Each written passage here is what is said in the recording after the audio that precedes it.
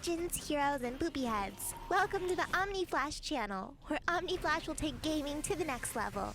Hey guys, welcome back. My name is Omni Flash, and I am your guide to Perfect World Mobile. Today we're going to be talking about some strategies that will save you ingots on Recast, as well as some gold in making your legendary gears. Today we're also going to be showing you the brand new Frozen Path and Frozen Miracle dungeons. Okay, where I'm going to be tanking and healing Frozen Path. This is Ascended 119, but the first part can actually still help you plan on how to get your legendary gear. It doesn't matter what level you are.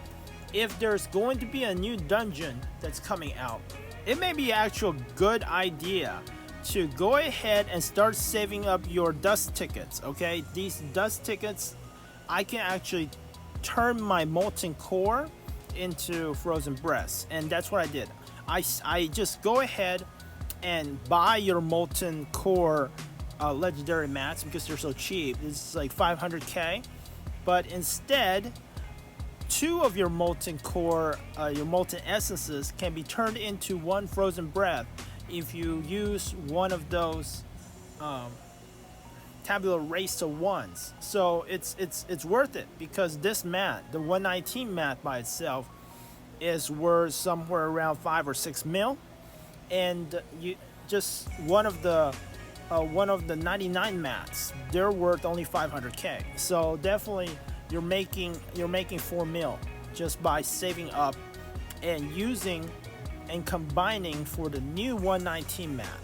Anyways, one thing that you also want to keep in mind is that the legendary weapon mat may start out expensive because everyone needs it. However, the weapon mat is very, very common because everyone only needs 1 of them. Everyone needs 3 or 4 of the other mats. So legendary weapon mats, I usually hold off in doing it. Okay, unless you're a whale, then you might want to go for the legendary weapon mat first. But I like to just buy the weapon mat at around 500k, or I mean they're going for 10k now. And instead I went for my cape. Now my strategy for my cape is I haven't recasted my cape since 119, and now I am Ascended 119. So I skipped a lot. I didn't recast at all. So instead of recasting at every stage, at every upgrade, sometimes it's good to just hold off and recast once you've made some extra gains, and you'll save a lot of ingots, because it may cost you 1,000, 5,000 bound ingots in order to get the best stats. You can actually go for an easier route. If you look at my barbarian guide, you can go for the 40%, 60% stats if you like something like that. 40% or 50%. You can get 50% base stats if you get double 25% on blues. Anyways, I'm almost there. Let's see how lucky I am. We're going to get a couple more psychic gems. Now you can get the psychic gems from Jackson, the mysterious merchant, but I do recommend you get soul stones from mysterious merchant. He shows up, I think, at 9, 12 noon, 3, 6, and maybe 9 again on the hour. So watch for the mysterious merchant. To his announcement will scroll across the top of the screen. Click on the green location and you will find Jackson. I recommend you spread that location to the rest of your guild just to help them out, so that they can also get cheap recast stones as well as soul stones. Alright, let's see how many more times. I'm trying to get, if you're trying to be the best, there you go. We're going for 7 or 8 lines. I have 2 strengths, 40% HP, P crit. I'm very happy. Okay, we've waited long enough. Let's get into the Frozen Path. The Frozen Path is the 6-person dungeon. Now the Frozen Miracle is the 12-person dungeon. The Frozen Path and the Frozen Miracle is the same mechanics. However, you are able to get a brand new PNEUMA card. The PNEUMA card is for XUANWU, the big turtle at the very end of the dungeon. That card is available in the 12-man dungeon. Now you are still getting Grindmouth PNEUMA card, and you are still getting Earthshaker in the regular Dusk. We are doing hard so that there is a higher chance of getting drops, so be sure to do hard if possible. I recommend about 900k and higher DPS. Now you can have some lower DPS if you have some members who are higher. Or I'll be healing and tanking. Well, for this first boss, we have some sort of like guardian statue, and the first part of it is you want to seal. There are 4 monsters around, and they're called orbs, right? You want to fortify seal them, so you go up to them and you seal them, and this goddess statue is sealing it with some with lightning beams. Okay. And while you're doing that, you have to kill the monsters that spawn. I think if you kill the monsters faster, she can seal them faster. I haven't been able to seal all the monsters. Usually there is 1 monster left. So I prefer just go ahead and sealing all the monsters except for that wolf on the very right hand side. And just these monsters do spawn, and I think if you kill them faster, she seals faster. But no matter how we kill these monsters, that wolf, we aren't able to seal that very last wolf. Alright, so after your time runs out, see there's still 55 seconds of fortifying these seals. Any monster that you don't have sealed will actually aid the main boss. The main boss is a devil witch. Now the devil witch, something happens. The goddess statue turns into the devil witch. I don't even know if this is a goddess statue. She doesn't look like any statue. I don't know why she's called a goddess statue, but she does transform into a devil witch, and that will be your first boss. Alright, 13 seconds left. We're still killing these monsters. So randomly around the map, there's going to be about 4 monsters to spawn. Kill them as quickly as possible. And also be sure watch the goddess whenever she stops shooting out her lightning. Be sure to go and seal another one of the monsters. Alright, so we do want to aggro her. There is going to be a big purple ball. You want to stay away from the purple ball, and you want to make sure that you your whole team moves around, because that purple ball is going to come back and forth. And she does see, so this wolf, the wolf is the last monster that we weren't able to seal, so she goes over there and revives it. She's going to actually jump to every single one of the monsters, even though they are sealed, and she is going to try to revive all of them. Alright, so she jumped to the other monster. We're going to go follow her. Be sure to watch for this big purple ball. Also, watch for the devil's skith. She has several attacks. Gotta keep Ironheart on everybody so that they can stay healthy. And that purple ball will continue to follow you around, so you got to watch out. Some of her attacks will stack a curse on you, so be sure to dodge that purple ball and to dodge her attacks as much as possible. Alright, so you see how there's a purple ball on me now? It's because I haven't been dodging her attacks. Being the tank, I don't really take too much damage. So yeah, it's fine. having the purple ball doesn't really affect me all that much.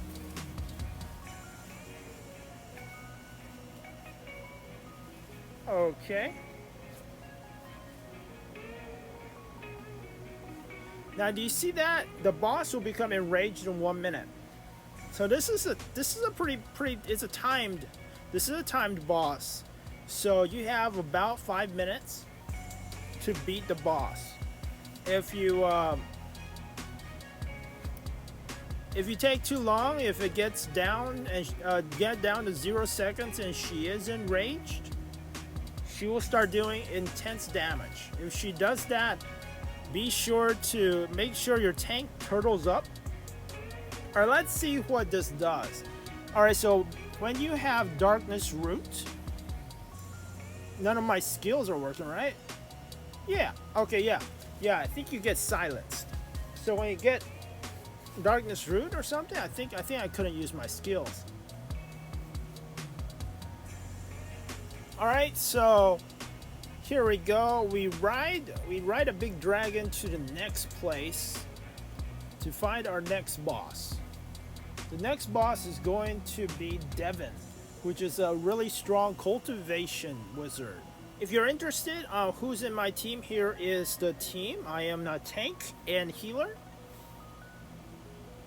There are a few monsters that we have to kill, but I skipped those. After you talk to the healing sage, you get to the cultivation wizard. Some strange reason, all the cultivation wizards has a thing with magic swords, and this cultivation wizard is no different. These the beacon sword, the demise sword, all these swords gives him different powers. There's a abyss sword. So he does a charge, right? That charge is pretty it's pretty fast, so you gotta stay on your toes. And he does a double charge. He charges forward and charges back.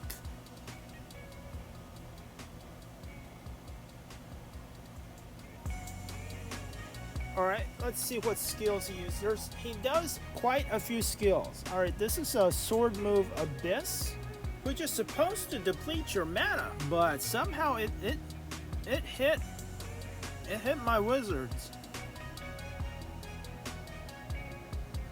Gonna have to res them. Dragonfly sword. Let's see what Dragonfly sword does.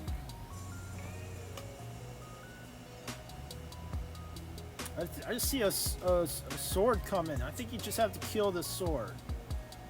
Yeah, just kill the sword. Great sword slash. Okay. So he just did a front AoE, cone-shaped AoE. Just have to dodge that. Not a big deal. Charge dash again. Alright, so this is a double dash. It will KO your DPS, so make sure you watch out for that.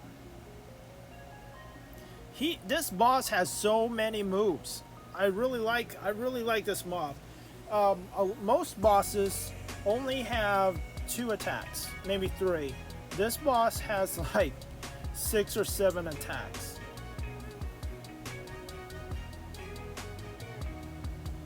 Oh, he really likes me. He's charging at me only.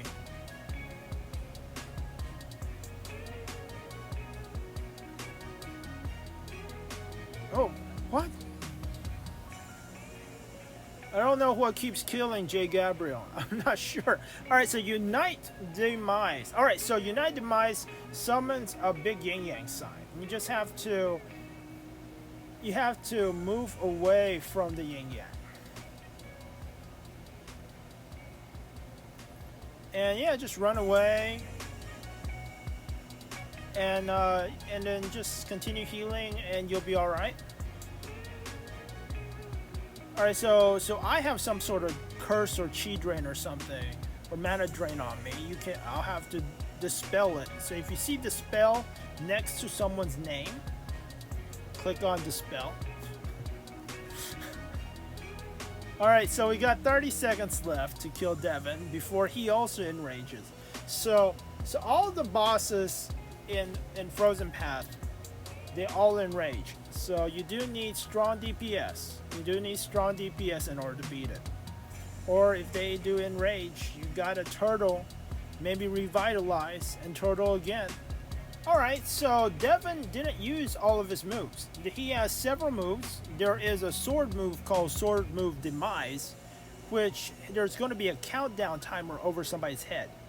And when it hits 0, that person almost dies, okay? So what you would do is, if you see Sword Move Demise, you will turn to the sword labeled Demise, and you will have to interrupt it. So your tank will Fury Swipe that sword, or your Blade Master can Flash Kick, or your Sin can Knife Throw it if they have the Spell Cut skill. Let's see what are. There is a Sword Move Beacon. Sword Move Beacon, also he didn't use it, but there's going to be a bubble around Devin, and there's going to be a bubble around Sword Move Beacon, around the beacon sword. You have to attack the beacon sword, kill that bubble quick, because when that bubble is active on the sword, on the beacon sword, Devin is super buffed and can kill your tank. There's also another one, I think it's like Fly Sword, Walking on Air, I think, or something. But he teleports one of your members into the sky on top of, I think on the hilt of one of the Ether Blade swords. And you just have to run over and kill the chill sword. Once you kill the chill sword, you'll be teleported back. Alright, so we're at the last boss, XUANWU. XUANWU is really interesting. We're not actually, I don't think we're attacking XUANWU. XUANWU is like a Taoist god. This is actually his mount, which is, oddly enough, a snake and a tortoise.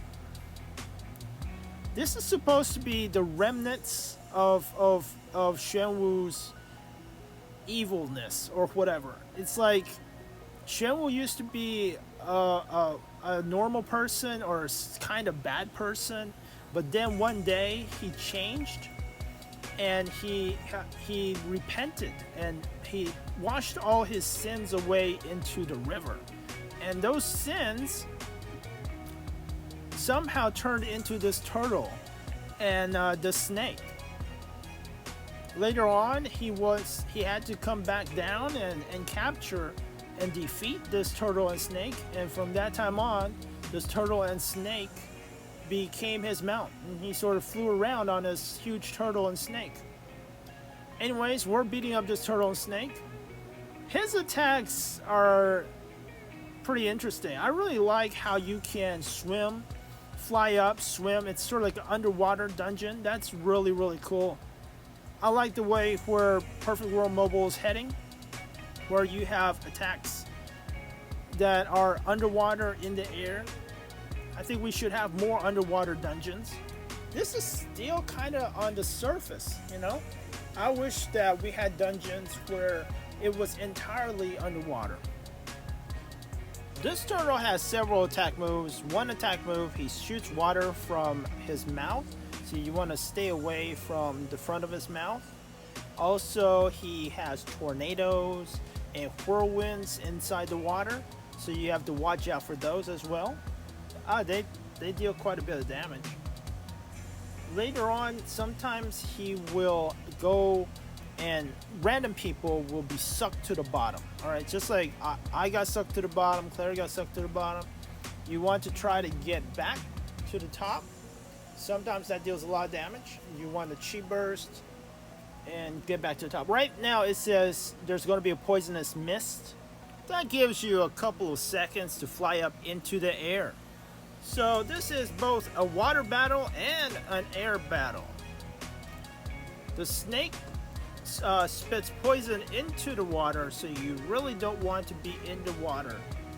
Make sure you watch for that poison warning. I think J. Gabriel's in the water. There's one more attack that the turtle does. It's called Blazing Swirl. He sucks everyone to the middle and like shoots fire. You want to swim as far as possible when you see a warning called Blazing Swirl.